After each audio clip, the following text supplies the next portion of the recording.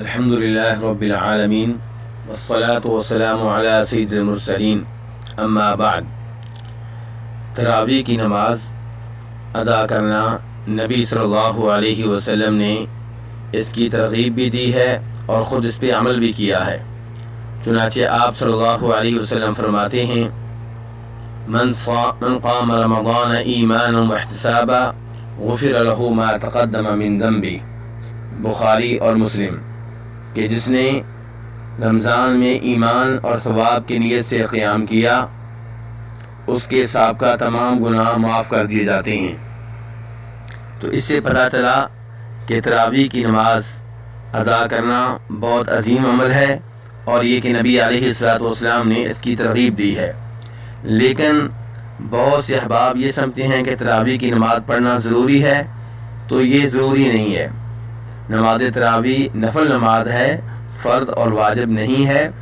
نبی صلی اللہ علیہ وسلم نے اپنے زمانے میں ایک رمضان میں یہ نماز 3 رات پڑھائی، اور چوتھی رات جب صحابہ کرام جمع ہوئے تو آپ نماز کے لیے گھر سے باہر نہیں آئے، اور صبح آپ نے فرمایا کہ مجھے معلوم تھا کہ تم لوگ نماز پڑھنے کے لیے آئے ہو، لیکن میں اس ڈر سے باہر نہیں آیا کہ کہیں یہ نماز تم پہ فرض نہ کر دی جائے۔ تو اس سے یہ معلوم ہوا کہ یہ نماز فرض نہیں ہے۔ کچھ لوگ یہ سمجھتے ہیں کہ جس نے تراویح کی نماز نہ پڑھی اس کا روزہ نہیں ہوگا، یہ بات بھی غلط ہے۔ تراویح کی نماز اپنی جگہ پہ عبادت ہے اور روزے رکھنا اپنی جگہ پہ عبادت ہیں۔ ایک آدمی تراویح کی نماز نہیں پڑھ پایا تو اس کا مطلب یہ نہیں ہے کہ فرض روزہ نہ رکھے، بلکہ روزہ رکھنا واجب ہے، ضروری ہے، لازمی ہے۔ اور دوسرا آدمی اگر کسی وجہ سے روزے نہیں رکھ پا رہا، مریض ہے یا مسافر ہے یا کوئی اور مسئلہ ہے، لیکن تراویح کی نماز ادا کرنا چاہتا ہے، تو اسے اس عمل میں حصہ لینا چاہیے اور اپنے آپ کو تراویح کی نماز کے ثواب سے محروم نہیں رکھنا چاہیے۔ تو کہنے کا مطلب یہ ہے کہ تراویح کی نماز اپنی جگہ پہ عبادت ہے اور روزے رکھنا اپنی جگہ پہ عبادت ہے۔ ان دونوں میں سے کسی ایک کو ادا نہ کرنے سے یہ لازم نہیں آتا کہ دوسرا عمل بھی نہ کیا جائے۔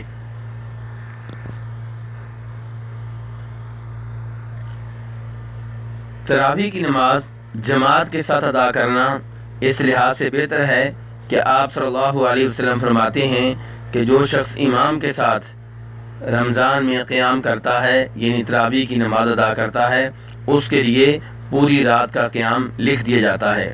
اس حدیث کو امام ابو داؤد رحمہ اللہ نے روایت کیا ہے۔ تراویح کی نماز کتنی رکعتوں پہ مشتمل ہے؟ تو گزارش یہ ہے کہ بخاری شریف میں وہ حدیث موجود ہے جس میں آتا ہے کہ جناب عائشہ رضی اللہ تعالیٰ عنہ سے سوال ہوا کہ آپ صلی اللہ علیہ وسلم رمضان میں رات کی نماز کیسے ادا کرتے تھے، ان کی کیفیت کیا تھی؟ تو انہوں نے فرمایا کہ آپ صلی اللہ علیہ وسلم رمضان کے مہینے میں اور رمضان کے علاوہ دیگر مہینوں میں 11 رکعتوں سے زائد ادا نہیں کرتے تھے۔ میرے بھائیو، نماز تراویح اور تہجد ایک نماز کے 2 نام ہیں۔ تراویح کا نام نیا نام ہے، آپ صلی اللہ علیہ وسلم کے زمانے میں نماز تراویح کا نام یہ نہیں تھا، بلکہ اسے تہجد کی نماز کہتے تھے، رمضان کا قیام کہتے تھے، رات کے نوافل کہتے تھے، رات کا قیام کہتے تھے۔ تو اس نماز کا نام تراویح یہ نیا نام ہے، لیکن نماز آپ علیہ الصلوۃ والسلام نے ادا کی ہے، اور آپ یہ پورا سال ادا کرتے تھے، رمضان میں بھی، رمضان کے علاوہ بھی۔ اسی لیے جناب عائشہ فرما رہی ہیں کہ آپ رمضان اور رمضان کے علاوہ 11 رکعتوں سے زائد ادا نہیں کرتے تھے، بلکہ جب آپ صلی اللہ علیہ وسلم نے 3 رات یہ نماز صحابہ کرام کو جماعت کے ساتھ پڑھائی تو تب آپ نے 8 رکعتیں اور 3 وتر پڑھائے۔ چنانچہ جابر بن عبداللہ کہتے ہیں رضی اللہ تعالی عنہ کہ نبی صلی اللہ علیہ وسلم نے ہمیں رمضان میں 8 رکعات قیام رمضان پڑھایا، پھر وتر پڑھائے۔ وتر کتنے پڑھائے اس حدیث میں یہ مذکور نہیں ہے، لیکن سب جانتے ہیں کہ 3 رکعتیں افضل ہے، تو اس لیے امید ہے کہ آپ نے 11 رکعتیں پڑھائیں۔ اور اگر ایک وطر پڑھایا ہو تو پھر بھی 9 رکعتیں بنتی ہیں، 20 نہیں۔ تو آپ صلی اللہ علیہ وسلم کی سنت یہ ہے کہ نماز تراویح 11 رکعت ہوں، جیسا کہ جناب عائشہ رضی اللہ تعالیٰ عنہ کی حدیث سے ثابت ہے، جس کا ذکر پہلے ہو چکا ہے۔ بہت سے احباب یہ سمجھتے ہیں کہ آپ صلی اللہ علیہ وسلم نے 20 رکعتیں پڑھائی ہیں، تو ایسا کسی صحیح حدیث سے ثابت نہیں ہے۔ اور بہت سے احباب کہتے ہیں کہ جناب عمر فاروق رضی اللہ تعالیٰ عنہ نے اپنے زمانے میں مدینہ کے قاریوں کو حکم دیا تھا کہ وہ مسجد نبوی میں لوگوں کو 23 رکعتیں پڑھائیں، یعنی کہ 20 رکعت تراویح اور 3 رکعتیں وتر۔ تو یہ بات بھی درست نہیں ہے۔ صحیح بات یہ ہے کہ جناب عمر فاروق رضی اللہ تعالیٰ عنہ نے جب مدینہ کے قاریوں کو جناب ابی بن کعب اور تمیم داری رضی اللہ تعالیٰ عنہ کو حکم دیا تھا کہ لوگوں کو وہ نماز تراویح پڑھائیں، تو 11 رکعتیں پڑھانے کا حکم دیا تھا، جیسا کہ امام مالک رحمہ اللہ اپنے موطا میں روایت کرتے ہیں۔ اور یہ وہ روایت ہے جس کے راوی صاحب ابن یزید ہیں، جبکہ امام مالک رحمہ اللہ اپنی موطا میں ایک اور روایت بھی لے کر آئے ہیں جس میں 23 رکعات کا تذکرہ ہے۔ اسے روایت کرنے والے یزید بن رومان ہیں، اور وہ کہتے ہیں کہ جناب عمر فاروق رضی اللہ عنہ کے زمانے میں 23 رکعتیں پڑھائی جاتی تھیں، لیکن یہ روایت ضعیف ہے۔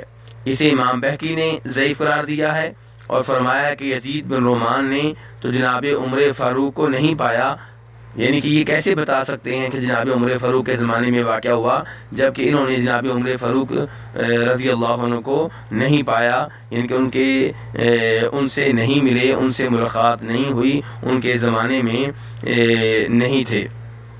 اور ایسے ہی امام نووی رحمہ اللہ بھی یہی کچھ کہتے ہیں، وہ کہتے ہیں کہ یزید بن رومان نے جناب عمر فاروق کو نہیں پایا۔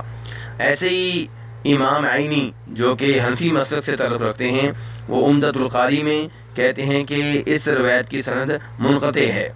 تو اس لیے میرے بھائیو درست بات یہ ہے کہ جناب عمر فاروق کے زمانے میں بھی 11 رکعتیں ہی ادا کی گئی ہیں، 20 رکعات نبی علیہ الصلوۃ والسلام سے یا جناب عمر فاروق سے ثابت نہیں ہیں۔ علامہ انور شاہ کاشمیری مشہور و معروف حنفی عالم دین ہیں، وہ اپنی 3 کتابوں میں 8 رکعات تراویح کو سنت قرار دیتے ہیں، بلکہ 20 رکعات والی روایت کا رد کرتے ہیں اور فرماتے ہیں یہ بات تسلیم کیے بغیر کوئی چارہ نہیں کہ نبی اکرم صلی اللہ علیہ وسلم نے 8 رکعات تراویح پڑھی ہے۔ فیض الباری میں یہ ملاحظہ کیا جا سکتا ہے۔ ایسے ہی مولانا محمد زکریا کاندروی، انہوں نے موطا امام مالک کی شرح اوجد المسالک میں لکھا ہے کہ محدثین کے اصول کے مطابق 20 رکعات تراویح کی تعداد نبی صلی اللہ علیہ وسلم سے ثابت نہیں ہے۔ تراویح کے تعلق سے ہی ایک سوال یہ پیدا ہوتا ہے کہ کیا تراویح کی نماز میں پورا قرآن پاک ختم کرنا ضروری ہے؟ تو گزارش یہ ہے کہ اس کی کوئی دلیل نہیں ہے۔ تراویح کی نماز میں قرآن پاک اچھے طریقے سے پڑھا جائے، ٹھہر ٹھہر کر پڑھا جائے، اور اس کے معنی و مفہوم کے اوپر غور کر کے پڑھا جائے، اور یہ ضروری نہیں ہے کہ رمضان کے مہینے میں تراویح کی نماز میں پورا قرآن پاک ختم کیا جائے۔ جتنا بھی قرآن پاک پڑھ لیا جائے اتنا بہتر ہے، اور اگر ختم ہو جائے تو بہت اچھی بات ہے، لیکن قرآن پاک ختم کرنے کے لیے نماز تراویح جلدی ادا کرنا، سجدے اچھے طریقے سے ادا نہ کرنا، 2 سجدوں کے درمیان اچھے طریقے سے نہ بیٹھنا، رکوع کے بعد اچھی طرح کھڑے نہ ہونا، یہ غلط ہے اور نبی علیہ الصلوۃ والسلام کے طریقے کے خلاف ہے۔